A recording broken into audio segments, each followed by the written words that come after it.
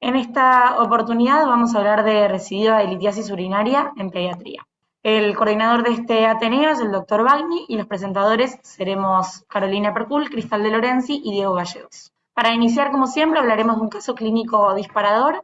En esta oportunidad se trata de una paciente que actualmente tiene 18 años, que a los 14 años, en el año 2017, debuta con un episodio de infección urinaria febril y cólico renal. En ese contexto se diagnostica una litiasis bilateral a predominio del lado derecho, por lo que se hace una litotricia percutánea y se coloca un doble J, quedando un residuo en cáliz medio e inferior. Posteriormente, a los 2 meses, se hace una cistovidendoscopía con litotricia bilateral flexible, endoscópica flexible, también del lado derecho. Un año después, a los 15 años, en el año 2009, la paciente intercurre con un nuevo cólico renal. En esta oportunidad se hace una tomografía y se ve una litiasis del lado izquierdo y se hace la litotricia con colocación de doble J. Luego se hace una nueva endoscopía con extracción de doble J y un lito residual que queda del lado izquierdo. En el año 2020, a los 17 años, por un nuevo episodio, tercer episodio de cólico renal de la paciente, se evidencia un lito en la unión piel-ureteral derecha con dilatación de la pelvis derecha, por lo que se coloca un doble J, en este caso por guardia. Y al mes se hace una litotricia ureteral flexible del lado derecho con colocación de doble J. Fue un procedimiento bastante complejo. Tenía litos en la unión piel-ureteral, en el cáliz medio y en el inferior.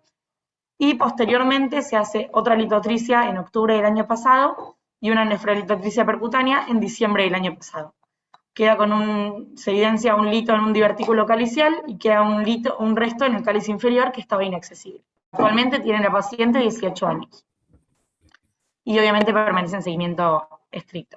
Bien, como artículos complementarios, el primer artículo es una guía de la Asociación Americana de Urología, que es una guía para el manejo de litiasis renal. El propósito de esta guía es presentar, es una guía para médicos para realizar diagnóstico, prevención y seguimiento de pacientes adultos en cálculos renales. Como materiales y métodos, esta guía es una revisión sistemática que fue a partir de una búsqueda que hizo la Asociación de Búsqueda y Calidad para la Salud, y además buscó los artículos publicados entre 2007 y 2012 y encontró 46 estudios que presentan evidencia sobre la litiasis renal en la prevención y el seguimiento. Y en ausencia de evidencia suficiente, presenta estos puntos como principios clínicos o opiniones de expertos. Entonces presenta por lo siguiente 27 puntos y habla de la importancia que presenta esta guía, ya que por la prevalencia que presenta esta enfermedad, ya que 1 de cada 11 personas en Estados Unidos van a presentar litiasis renal, y de estas el 50% van a presentar una recurrencia dentro de los 10 años. La brecha entre hombres y mujeres cada vez es menor, y aumentó desde los últimos datos un 70% la prevalencia de esta enfermedad. Además, refiere que los pacientes con antecedentes quirúrgicos de una litotricia o quirúrgicos de una litiasis tienen una fuerte motivación y exigen también en el consultorio evitar la recurrencia. Y además se vio que están asociados los pacientes con sobrepeso, hipertensión o diabetes a mayor riesgo de presentar litiasis. Entonces presentan 27 puntos que lo van a dividir primero, los primeros 7 puntos en la evaluación, y la mayoría de estos, por ejemplo en la evaluación, son todos principios clínicos u opinión de expertos, evaluando dependiendo de las imágenes solicitadas o los laboratorios y el tipo de historia clínica que se tendrían que realizar. Posterior a esto, los siguientes puntos son las terapias dietéticas que ofrecen también en distintos tipos de cálculos que presentan los pacientes, y nuevamente la mayoría de estos son opiniones de expertos o principios clínicos. En terapias farmacológicas esto es más o menos igual parecido, pero el 50% tiene un grado de evidencia grado B, o también nuevamente opiniones de expertos para el tratamiento y en el seguimiento de pacientes con litiasis. Y por último, en el seguimiento, nuevamente la mayoría son con opiniones de expertos, cómo seguir luego de una terapia quirúrgica para evitar la recurrencia y hacer diagnóstico temprano de una litiasis renal. Entonces, ahí habla de la importancia de que hay una alta incidencia y prevalencia de esta enfermedad, pero lo que ellos arrojan es que la investigación en la prevención y en el seguimiento es sorprendentemente escasa. De todas maneras, también hablan que hay un mayor interés hoy por los cálculos renales, y las razones que ellos encuentran es este aumento de la prevalencia en la población, y además que está demostrado que está asociado con mayor morbilidad. Hay evidencia sólida, además, que sí, con ensayos clínicos, que demuestra que los cálculos se pueden prevenir, pero de todas maneras es muy escasa. Esta guía entonces es un enfoque simple basado en la evidencia, pero que falta más estudios. Como segundo artículo complementario vamos a presentar este artículo que habla sobre formación de litiasis en pacientes menores de 20 años, que esto podría estar asociado a una tasa de recurrencia más alta. Este es un estudio que se publicó en el Journal of Pediatric Urology en el año 2020 y que se realizó en San Francisco. Introduce, como muchos artículos sobre esta temática, hablando de que las litiasis son frecuentes, generan una alta morbilidad y altos costos, y esto último tiene sobre todo que ver con los episodios de recurrencia que afectan a los pacientes. Particularmente en pediatría se vio un aumento de la incidencia de litiasis en las últimas décadas, correspondiendo ahora a un 4 a un 10% de aumento anual que se estima de acuerdo a diferentes estudios. Hoy se considera que 50 de cada 100.000 niños al año tienen litiasis. Habla también de que particularmente en pediatría, a diferencia que en adultos, pueden presentarse más complicaciones. Hay poca tendencia a la resolución espontánea, sino que requieren en muchos casos litotricias o procedimientos con anestesia reiterados en una tasa mayor que los adultos, que además expone a los pacientes pediátricos a radiación y que es más frecuente que existan causas genéticas, además de las ambientales ya conocidas. La hipótesis de trabajo es que los pacientes con un primer episodio de litiasis a edad temprana podrían tener un mayor riesgo de recurrencia. La metodología que usaron fue un estudio prospectivo entre los años 2015 y 2018, en los cuales enrolaron a todos los pacientes que consultaron por litiasis con antecedente de uno o más episodios previos de litiasis previo a la consulta, es decir, que sea una recidiva.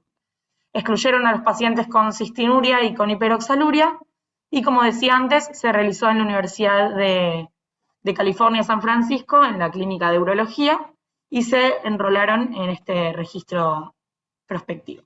De los 1.140 pacientes con litiasis, 472 eran recidivas. De estos, 66 pacientes eran menores de 20 años. Predominaba, a diferencia de la población adulta, el sexo femenino en los pacientes de menor edad, y la mayoría habían tenido, a diferencia de la población de mayor edad, habían tenido más necesidad de requerir litotricias en el primer episodio. A su vez se vieron más recidivas y a su vez recidivas más tempranas. Cita este trabajo otro trabajo que proyecta que un 50% de los pacientes menores de 18 años tendrían una primera recidiva en menos de 3 años. Y en los pacientes mayores de 20 años habla de los mismos factores de riesgo que mencionamos previamente: diabetes, obesidad e hipertensión. No evidencia diferencia entre los grupos, entre los que desarrollaron enfermedad renal crónica en uno y otro grupo, por lo que podrían estimar que los pacientes que debutan con litiasis renal a edad más temprana podrían iniciar con enfermedad renal crónica también a edad más temprana. Como conclusión, habla de que los pacientes con un primer episodio de litiasis a edad temprana tienen mayor riesgo de recurrencia, por lo que requieren un seguimiento cercano, derivación a un especialista en litiasis y, en la adolescencia, transición a urología de adultos para poder continuar el seguimiento. Buen día a todos. El artículo principal es por favor. Es un estudio publicado en el 2021 en el Journal of Pediatric Urology. Fue desarrollado en 2 hospitales en el estado de Wisconsin, Estados Unidos, y su título es Factores de riesgo para recidiva de cálculos en nefrolitiasis pediátrica. Fue un estudio multiinstitucional. Hablan de la nefrolitiasis en niños, ha presentado un aumento en las últimas décadas y cita estudios que informan tasas de recurrencia del 50% en 3 años posteriores al primer evento. La Asociación Americana de Urología recomienda realizar estudios completos en pacientes adultos con mayor riesgo de recurrencia de nefrolitiasis, pero en niños no existe una pauta basada en la evidencia para inferir qué pacientes serán de mayor riesgo de recidiva, por lo cual existen publicaciones que recomiendan una evaluación metabólica completa. Además, existe información limitada para estadificar el riesgo en niños con antecedentes de nefrolitiasis, por lo cual el objetivo del estudio fue evaluar los factores de riesgo entre los pacientes pediátricos que presentaron nefrolitiasis y eventos posteriores de cálculos. En los materiales y métodos realizaron una revisión retrospectiva de las historias clínicas de 2 centros hospitalarios de Wisconsin. Las historias clínicas fueron de niños de entre 0 y 17 años que presentaron nefrolitiasis en cualquiera de los 2 hospitales del estado de Wisconsin. Estos fueron entre el 2012 y 2017 y fueron excluidos si tenían menos de 1 año de seguimiento o una causa monogénica de litiasis conocida como cistinuria, hiperoxaluria primaria, enfermedad de Dent, enfermedad de Lesch-Nyhan y deficiencia de adesin. Se definió como recidiva de litiasis a pacientes que posterior a los 3 meses del primer evento presentaron litiasis posteriores a la cirugía por nefrolitiasis, internación o atención en la central de emergencias por cólicos renales, eliminación espontánea de un cálculo urinario o que se haya identificado un cálculo urinario en un estudio por imágenes. Dentro de los resultados, identificaron un total de 340 niños, los cuales fueron atendidos en ambas instituciones. Estos tuvieron diagnóstico de nefrolitiasis, 127 se excluyeron por pérdida en el seguimiento, 127 se excluyeron por pérdida en el seguimiento y 213 pacientes con nefrolitiasis continuaron en seguimiento. De estos, 9 se excluyeron por un seguimiento menor a 1 año y 4 se excluyeron por diagnóstico de cistinuria. De estos, 200 fueron elegibles para el análisis de este estudio. Dentro de los datos demográficos, el seguimiento medio para los pacientes con litiasis fue de 2,9 años. De los 200 pacientes, 82, en el cuadro que está en azul, 82 niños, es decir, el 41% experimentaron litiasis recurrente en un periodo medio de 1,5 años. SSE significa que presentaron recurrencia en nefrolitiasis y la no recurrencia es la no SSE. De estos 118 solo tuvieron un episodio y se comparó variables como edad, sexo, etnia, índice de masa corporal, antecedentes familiares, comorbilidades y presentación de síntomas. El único resultado con diferencia significativa fue la edad mayor a 12 años en los pacientes que presentaron recurrencia en nefrolitiasis versus los que solo presentaron un solo evento y esto tuvo una P significativa. Después también se identificó una fuerte influencia estadística en pacientes con antecedentes de nefrolitiasis y no hubo diferencias significativas en el resto de variables, es decir, en sexo, comorbilidades y índice de masa corporal. A 85 pacientes se les realizó un estudio de la composición del cálculo en el primer evento. El que mayormente se presentó como compuesto fue el oxalato de calcio y no hubo diferencias en relación entre los eventos de primera vez y los que tuvieron litiasis recurrente, en la composición de calcio me refiero. Por lo cual, en la discusión hablan que este es un estudio multiinstitucional donde se evaluaron los factores de riesgo de niños con nefrolitiasis que experimentaron recurrencia. La incidencia creciente y las altas tasas de recurrencia enfatizan la importancia de comprender mejor los factores que influyen en los futuros eventos de cálculos, y el estudio identificó un riesgo mayor de recurrencia en pacientes mayores de 12 años. Los resultados impresionan que una edad más joven y comorbilidades confieren también un mayor riesgo de recurrencia de cálculos. Hablan de comorbilidades como condiciones genéticas no reconocidas, estasis de un área, y nefrogénicos, que entiendo que son infecciones urinarias, que tengan vejiga neurogénica, metabolopatías o uso de medicamentos o la nutrición parenteral. Dentro de la discusión también habla de varios estudios, como estudios previos identificaron tasa de recurrencia de nefrolitiasis en aproximadamente el 50% en cortes pediátricas, lo que fue similar al trabajo. Sus datos demuestran una incidencia del 41% de recurrencia de cálculos. Un estudio islandés exploró el riesgo de cálculos recurrentes y encontró una recurrencia del 36%, siendo el único factor significativo el elevado índice de masa corporal. Y hablan que demográficamente está reconocido como un impulsor clave para el aumento de la incidencia de nefrolitiasis en edades como la adolescencia. Nuestros datos identificaron que los niños mayores de 12 años tenían un riesgo mayor de nefrolitiasis recurrente, y algunos estudios sugieren que la nefrolitiasis recurrente en niños más pequeños tiene una mayor probabilidad de tener una causa metabólica. Además, sus hallazgos sugieren una asociación entre antecedentes familiares de nefrolitiasis y recurrencia de cálculos, lo que implica una base poligénica para la enfermedad.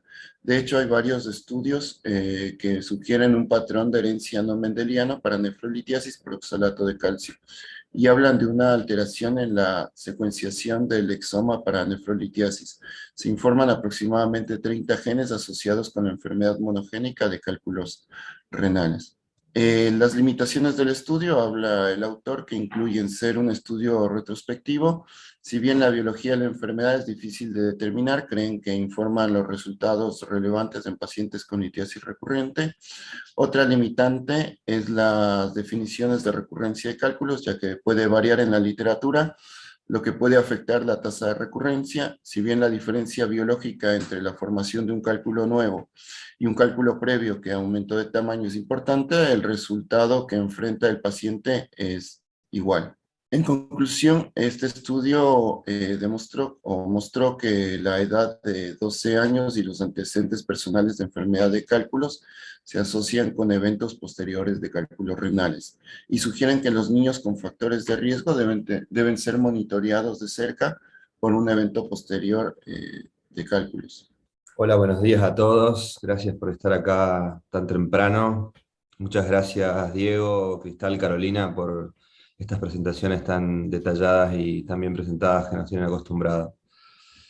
Bueno, la idea de presentar estos trabajos, primero el artículo principal es un artículo que se presentó, está en prensa ahora para ser publicado en el Journal of Pediatric Urology, y es una muy buena revisión y amplia de seguimiento de pacientes pediátricos con litiasis urinaria. Y la idea es hacer la comparación de lo que nos pasa siempre, que seguimos mucho las normas de adultos, pero no tenemos tan detallado, no sabemos exactamente los pacientes pediátricos qué tanto siguen los patrones de comportamiento de los pacientes adultos. Primero, en parte surgió eso, por eso se eligió las guías de la VUA, que son las guías que se usan en general y que son ampliamente utilizadas, pero son de adultos y no están enfocadas en pacientes pediátricos.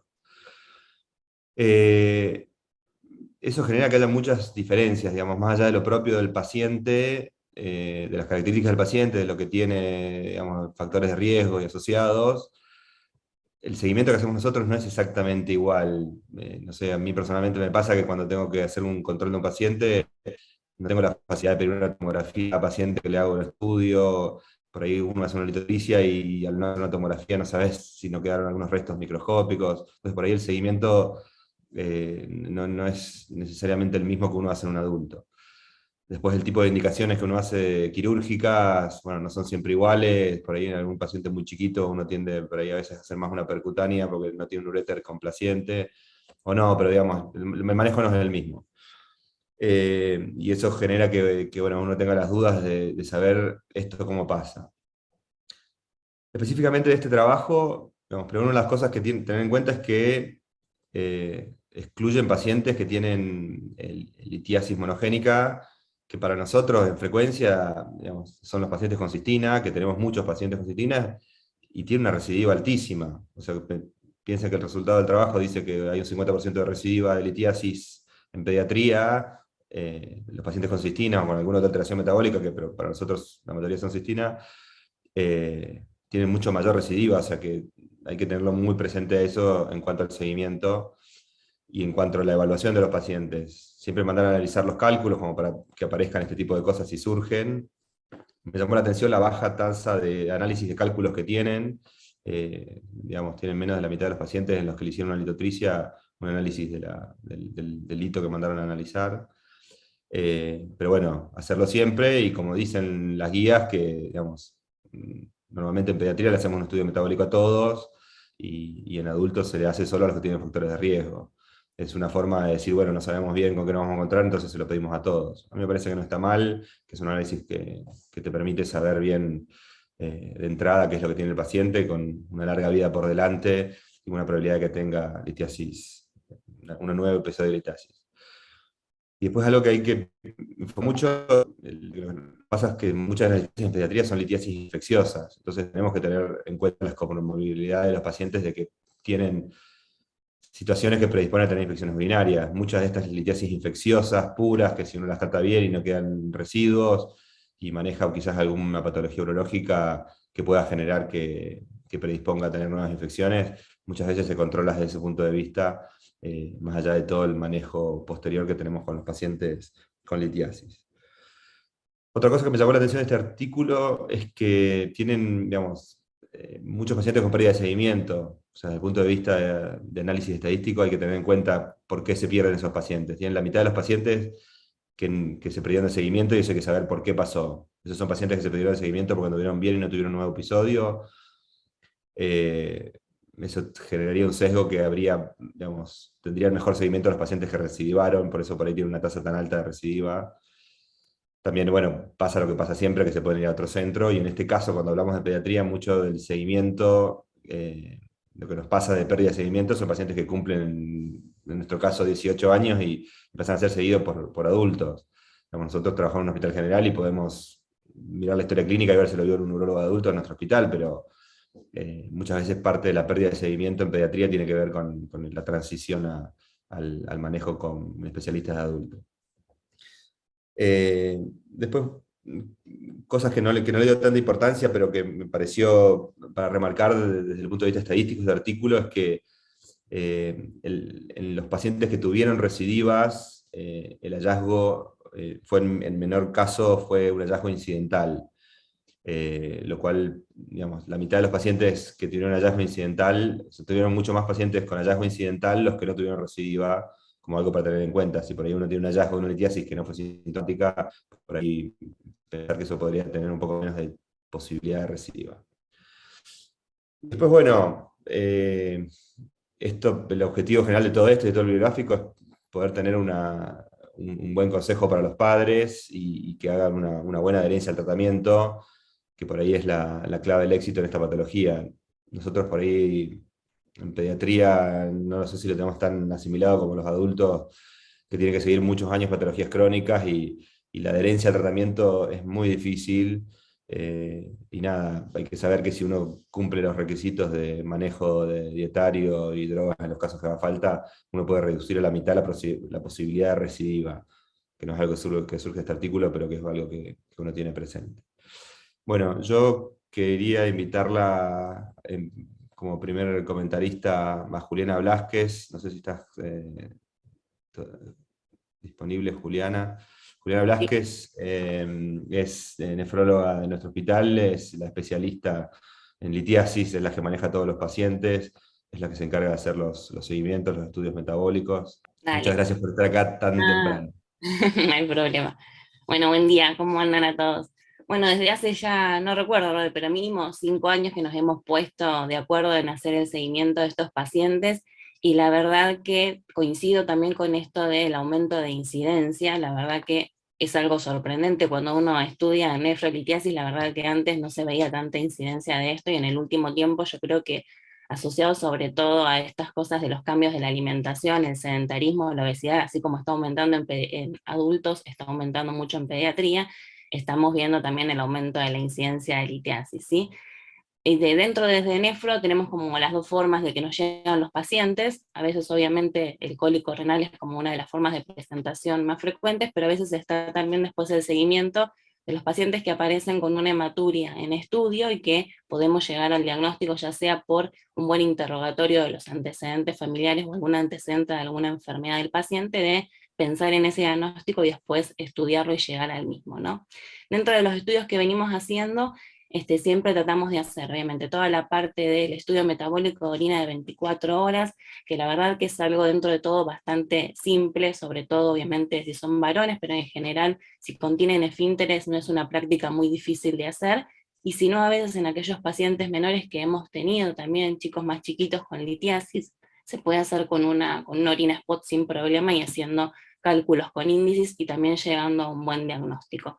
Además hacemos siempre un laboratorio completo para descartar, como decíamos, tanto causas metabólicas de algún antecedente de alguna enfermedad, como decían ustedes, alguna tubulopatía, alguna enfermedad de DEN, algún antecedente de pacientes que tienen mala absorción y hiperabsorben oxalato, entonces con algunas alteraciones hiperparatiroidismo, algunas causas, digamos, a través del laboratorio también nos ayuda, y lo nuevo es poder mandar la piedra a analizar, que es lo último que gracias a Dios en el hospital se empezó a hacer, entonces nos es más simple enviarla a analizar y poder saber como la causa definitiva en aquellos pacientes que nos queda duda o que a veces a través del metabólico de orina de 24 horas no llegamos a alguna causa definitiva, porque puede pasar también que no siempre uno encuentra la causa del porqué, digamos, de la nefrolitiasis, ¿no? Así que en la última Ahí tengo una etapa... pregunta. ¿Qué tanta importancia le das a que el análisis de la piedra se haga por análisis físico-químico clásico o el análisis cristalográfico, que por ahí es más complejo y no se hace en todos lados? No, yo creo que con el examen físico-químico ya es suficiente para nosotros decir de qué está formado para poder orientar la causa que la puede llegar a predisponer. Así que para nosotros con lo que se está haciendo en el hospital, más después de hacer un buen interrogatorio, ver la placa para ver cómo es el cálculo y eso, ya uno puede orientar el diagnóstico definitivo. Y bueno, y lo difícil es a veces que la mayoría de las veces el tratamiento está basado en pautas higiénico-dietéticas y a veces es lo más difícil porque el pilar de esto es la hidratación y la disminución del consumo de sodio, que a veces a los pacientes más chiquititos le cuesta un montón, o a los padres en realidad, porque bueno, todo lo que sea procesado, obviamente, o que tenga conservantes, es a base de sodio, y es como lo más difícil de lograr. Pero bueno, en general, a medida que va pasando el tiempo, si los chicos le van cambiando los hábitos, lo logran, y los cambios son bastante frecuentes, sobre todo porque en pediatría, como decías vos, tenemos como dos grupos de las causas más frecuentes, o lo que es por hipercalciuria o hipositraturia, que son como las dos de los diagnósticos más frecuentes en pediatría, o los cálculos de Struvita de todo el grupo de pacientes que tienen algún antecedente o predisposición a infecciones urinarias, y son esos también los que encontramos como más frecuentes. Y después el otro grupo, que es lo que decías vos, de lo monogénico, donde la oxaluria y la cistinuria son como los más frecuentes que tenemos, y que encima también a su vez son los que a veces peor pronóstico a nivel de la función renal también tiene, por la alta recurrencia que tiene y el daño que va dejando, bueno, a lo largo del tiempo en la función renal, ¿no? Pero bueno, la verdad que es muy, muy importante esto de que ha aumentado francamente la incidencia en pediatría.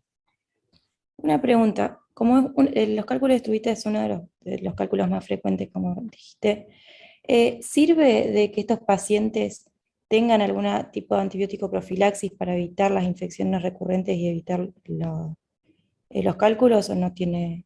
Hemos hecho en realidad en pacientes que por ahí luego de la litotricia en realidad ha dado alguna recidiva, hemos dejado a esos pacientes muchas veces con profilaxis, porque hemos notado que seguramente, digamos, dentro de ese cálculo los gérmenes quedan adheridos y el paciente continúa teniendo en realidad infecciones recurrentes, y que uno creería que si sigue estando, eso va a hacer que aumente el tamaño del cálculo. Entonces muchas veces en aquellos pacientes que diagnosticamos esto y que por ahí no se puede hacer la extracción completa, hemos dejado a los pacientes con profilaxis antibiótica, hasta preparar el nuevo evento por ahí de litotricia o alguna otra técnica según el tamaño del cálculo. Y una vez que esté libre Es muy de... difícil esterilizar los cálculos con antibióticos. Sí. ¿Te acordás que tuvimos hace un tiempito un paciente, pero que nos fue muy bien, y que posterior a que gracias a Dios casi no quedó con restos, el paciente dejó de hacer infecciones urinarias? Buen día. No quería interrumpir a la doctora que estaba, la verdad, dando muy buena información, pero quería acotar de la bibliografía de adultos a la pregunta de Cristal, es que por lo menos en adultos no está demostrado que el antibiótico sirva. De hecho, una discusión que yo tengo con el servicio de adultos, cada vez que instrumento a un paciente le hago un urocultivo previo. Y hay datos en la bibliografía de adultos, por lo menos, que el germen que podés llegar a encontrar en un urocultivo no es el mismo que está en el cálculo, y que los gérmenes hacen biofilm en el cálculo. Entonces, si bien el procedimiento, ya sea incluso la litotricia extracorpórea, obviamente cualquier instrumentación del urétero, del riñón, puede generar sepsis urinaria como complicación del procedimiento, no es fácil prevenirlo ni con profilaxis antibiótica, por lo menos que yo conozca, y no siempre el urocultivo te sirve como una garantía, que es lo que uno busca desde el punto de vista, digamos, del actuar médico, es, bueno, tiene un urocultivo negativo, voy tranquilo a operar. Por lo menos en adulto eso no pasa, digamos, vos podés tener sepsis urinaria con urocultivo negativo, o rescatar un germen y tener una sepsis después por otro germen después del procedimiento. La principal complicación en el manejo de litiasis son las infecciones. Una cosa que uno puede hacer si tenés duda es, en el momento de la litotricia, mandar a analizar, a cultivar el cálculo. Sacás un pedacito del cálculo, lo rompés y lo mandás a cultivar como para saber exactamente cuál era el germen que estaba ahí adentro. Por ahí lo que hacemos en pacientes que tienen estruvita, antes de la litotricia, es hacer un esquema de tratamiento, a dosis tratamiento por 5 días, 7 días, como para que esté lo mejor que se pueda estar. Y después son las cosas que uno tiene en el momento de la litotricia, digamos. Si vas a hacer una litotricia flexible, que vos sabés que aumentás mucho la presión adentro de la vía urinaria, y eso puede generar flujo retrógrado dentro del parénquima renal, y eso generaría una sepsis. Nada, por supuesto manejar la presión, por supuesto hacer un montón de cosas como para que la presión no sea alta en la vía urinaria. Por ahí en un paciente que tiene una carga litiásica intermedia, uno se tiende a hacer más hacia la percutánea, que tiene menos presión intraurinaria en la vía urinaria, que una flexible. Son las cosas que uno tiene que tener en cuenta en ese momento. Pero bueno, el tratamiento antibiótico, tomamos siempre la muestra de cultivo antes de empezar, pero como dijo Lisandro, a veces pasa y a veces no, digamos, a pesar de que sea negativo, uno puede tener una infección urinaria posterior. Por ahí, digamos, yo siempre insisto con el manejo de, como dijo muy bien Juli, la falta de adherencia en tratamiento es muy seguido. Cuesta mucho, y como todo en esto, en pediatría, de cualquier cosa que hablemos, siempre es importante que sea un manejo familiar y que toda la familia haga un cambio, que trate de hacer un cambio. Pero es como que la gente no tiene tan claro lo que es sodio en la dieta, todo lo que viene en un paquete tiene sodio, todo lo que sale de la panadería es una bomba de sodio, todo lo que sea quesos y embutidos son una bomba de sodio, lo cual genera que no te quedan demasiadas cosas, digamos, tenés que empezar a comer cosas no procesadas y esa es la solución. Todo lo que esté procesado es una bomba de sodio, la lata de arveja tiene un montón de sodio, el agua mineral tiene sodio, entonces es como que es una pelea difícil lograr hacer un cambio en ese sentido. Pero bueno, es lo que hay que tratar de hacer, la posibilidad de recidiva disminuye un montón. Comentario a lo que vos acabas de hacer con respecto a la dieta, Roberto. Nosotros trabajamos también con Laura Alconcheri y Lucas Lucarelli, muy codo a codo en general en todo, y específicamente en esto. Y la verdad que la adherencia al tratamiento yo creo que depende de las familias, pero cuando vos tenés una familia que se compromete, si bien es difícil la dieta hiposódica, la cumplen muy bien. Y lo que yo he notado por lo menos es que cuando yo mando a un paciente al nutricionista para que le dé una dieta hiposódica, es por ahí menos efectiva cuando el mismo nefrólogo se la dice. Los nefrólogos están muy acostumbrados a la dieta hiposódica, porque tienen pacientes con corticoides, tienen pacientes con síndrome nefrótico, tienen pacientes con litiasis, o sea que como que el hola, buen día, coma con poca sal. Y la verdad que tienen muchos realmente y mucha calle en esto, y les sirve, en mi experiencia, mucho más la información y los tips que le da el nefrólogo que por ahí a un nutricionista, que el nutricionista ve todo tipo de patología. Y con respecto a los factores predisponentes, que quería preguntarle a Julieta si lo tiene en nuestra experiencia, la poca ingesta de líquido es la verdad, sobre todo en adolescentes, el factor predisponente más importante. y después de los metabólicos, la hipercalciuria, seguido de la hipocitraturia. No sé si coinciden en la estadística que nosotros llevamos por ahí de nuestros pacientes. Sí, totalmente. Dentro de los diagnósticos más frecuentes, nosotros a la cabeza, ya sea individual, hipercalciuria o hipocitraturia, o la combinación de ambos, es lo más frecuente que vemos en pediatría. Y lo que te decía, con respecto a la dieta, nosotros enseñamos a los papás a ver la parte de atrás de los alimentos, más allá de que obviamente el etiquetado ahora está en boga esto de que cambie la ley, pero en cuanto al sodio, eso sí figura bastante claro. Entonces les enseñamos a los pacientes a ver el etiquetado y cuáles productos podrían, si tuviera tanta cantidad de sodio, y cuáles productos no. A veces lo que nos pasa cuando van, digamos, a las nutricionistas es que son extremadamente con el tema del sodio, como que casi sodio cero, y algo muy difícil de llevar a cabo por la familia. Entonces nosotros en general solemos dejarle más o menos que coman alrededor de 4 gramos por día, y les enseñamos a calcular con el tema de la parte posterior de los alimentos a qué podrían y qué no.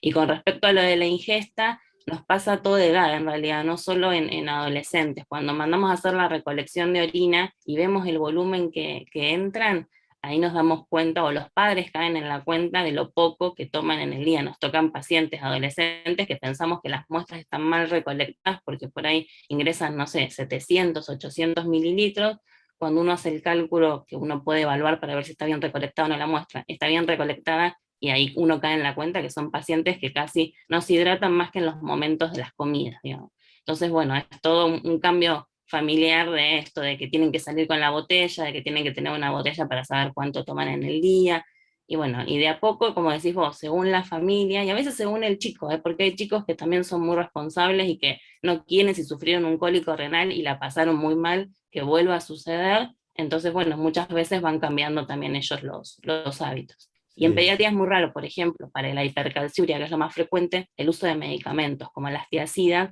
bueno, sobre todo por los efectos adversos que a veces traen, ¿no? Entonces eso implica que le das tiazida y el paciente tiene que continuar por ahí con controles de laboratorio cercanos para ver que no baje mucho el sodio. Entonces, en general, no es la primera indicación tampoco la medicación en ese caso. Uli, buen día. Tenía una pregunta. El artículo principal habla de que los pacientes que debutan a edad temprana, lo ideal sería hacer un tamizaje o buscar causas metabólicas o genéticas. Nosotros tenemos estudiados a esos pacientes, a nuestros pacientes que debutan a edad temprana, es decir, con un estudio genético. ¿Y vos crees que hace falta? En realidad genético solo hacemos a aquellos pacientes, nos ha pasado por ejemplo alguna enfermedad tipo alguna tubulopatía que predispone, y eso sí hemos mandado a estudiar genéticamente. Después el resto lo que hacemos solamente es empezar con la primera parte del estudio metabólico, y recién ahí, si estamos sospechando de alguno de estos que decís vos, hereditarios o monogénicos, o alguna tubulopatía, a esos pacientes sí se los manda a hacer el genético, sobre todo también para darle un diagnóstico de certeza a la familia, también de la evolución, porque también los monogénicos o los que son por ahí secundarios a algunas tubulopatías, la evolución de la enfermedad renal crónica es diferente, y bueno, y ahí se pone más difícil la charla, digamos, con la familia, ¿no? Entonces a eso sí hemos mandado a estudiar. ¿Y hay una prevalencia en enfermedad genética asociada a litiasis? Es decir, hay ¿A qué te referís? Espera que no te entiendo la pregunta. o sea, tenemos identificado cuál es la enfermedad genética más frecuente que produce litiasis. De los que tenemos en realidad hemos visto esto que te decíamos, la parte de la hiperoxaluria, eso hemos visto pacientes, después tenemos enfermedad de Den, tenemos Bartter, esos pacientes son como los más frecuentes, y cistinuria, que es lo que dijo Rob. Esos son los más frecuentes que tenemos de los genéticos en este momento. Gracias, Una cosa en cuanto a la ingesta de líquido, que siempre recuerdo a Peter Diels, que es nuestro maestro en el manejo de litiasis, para los urólogos adultos también, que él siempre la recomendación que hacía para la ingesta de líquido era, en cada una de las comidas, un vaso extra de agua, como lo de siempre más un vaso extra. Y después la importancia de que la hidratación sea continua durante el día, y no llegar a tu casa a las 10 de la noche y tomarte 2 litros de agua no sirve, porque estuviste deshidratado todo el día, y no funciona. Roberto, Sí. una pregunta. En algunos de los artículos que mencionaron, no sé si fue Cristal o Diego, decía que en pediatría hay poca tasa de resolución espontánea. No sé si se referían a un tipo especial de litiasis, pero quería que comente sobre eso. Yo no lo tengo estudiado en nuestra serie, digamos, pero yo creo que estamos bien, digamos, estamos similar a los adultos. Me refiero a resolución espontánea, es un cálculo que se elimina sin tener que hacer un procedimiento quirúrgico. Los cálculos no se disuelven solos, o los eliminás o los tenés que sacar vos, pero digamos, siempre se dice que la vía urinaria en pediatría es más complaciente, que tiene mejor eliminación y que, digamos, que si bien anatómicamente es más chica, es más elástica, entonces tiene mejor eliminación. Yo no tengo eso medido en nuestra serie, pero diría que la tasa de eliminación es similar a la de adultos, teniendo en cuenta que tienen un tamaño más chico de paciente, digamos. No sé si vos, Lisandro, en tu serie, cómo lo vienen. O sea, me llamó la atención el comentario porque nosotros siempre repetimos, pero no sé con qué grado de evidencia, probablemente ninguno, eso que vos decís, que el uréter del niño es más complaciente, que si le haces una litotricia extracorpórea eliminan muy bien los fragmentos y demás. No sé qué tan desierto es, y por eso me llamó la atención lo que mencionaban en uno de los artículos, que al revés, que tienen poca tasa de resolución espontánea. Yo creo que es probablemente igual que la de adultos o mejor, y sí veo, sobre todo en pacientes adolescentes que vienen con cólico renal a la guardia, con lito pequeño, que en general la gran mayoría los eliminan. Digamos que los que no mejoran son los cálculos que están arriba, que no bajaron, digamos, pero una vez que llegaron al uréter, la gran mayoría resuelven en forma espontánea, ese es un tratamiento médico adecuado.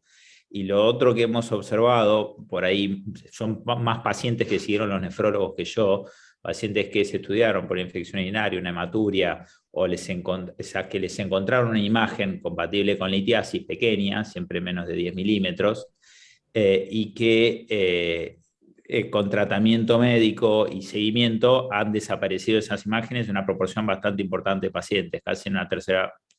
Que eso a mí me llamó mucho la atención y tampoco tuve tanto contacto con esos pacientes. Entonces, es difícil saber cuántas de esas imágenes realmente fueron cálculos. Tampoco le vas a hacer una tomografía a cada paciente, sobre todo en la pediátrica. Entonces, ahí hay una zona gris que es difícil muy, muy difícil para mí de valorar. Pero si vos le preguntás a mi nefrólogo, te van a decir que cálculos de menos de 10 milímetros, un 30% desaparecen solos. Sí, 10 milímetros es una grande, pero ese es el problema que tenemos, digamos. Nosotros no le pedimos tomografía a cada rato, a cualquier episodio, en cualquier momento a un paciente, sobre todo cuanto más chicos son. Y uno lo ve en la práctica, que te llegan pacientes con imágenes ecográficas de litiasis, insisto que por ahí 10 ya es medio grande, pero y vos mirás la imagen en la foto... Menores a 10, ¿eh?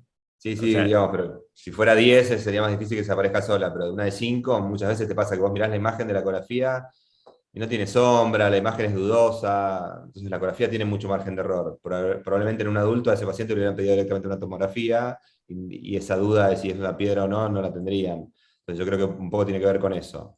Pero bueno, imagínate si el paciente viene en el primer episodio y le hace una tomografía, a la semana para saber si eliminó el cálculo, una imagen de control dentro de 6 meses de otra tomografía, para un paciente pediátrico chico es una diferencia amplia. Eso por un lado.